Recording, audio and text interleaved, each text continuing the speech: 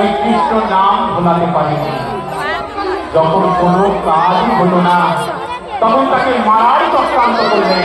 তাই হিরণ্যকশিপু যেহেতু দৈত্য রাজা, ওই প্রহ্লাদকে গাছ থেকে ফেলে দিলেন, রক্ষা করল। পাহাড় থেকে ফেলে দিল, রক্ষা করল হরি। সমুদ্রে ভাসিয়ে দিল প্রহ্লাদকে, বাঁচিয়ে দিল হরি। মারার জন্য হাতির পায়ের সামনে ঘুরে ফেলে দিলেন, বাঁচিয়ে দিল হরি। এই নিয়ে একটা কথা আছে, রাতে হরি মারে।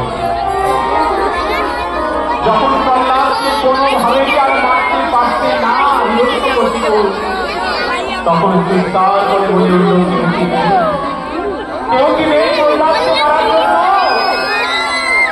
তখন ওই হিরণ্যকশিপুর বোন ছিল, যার নাম হলো হোলিকা।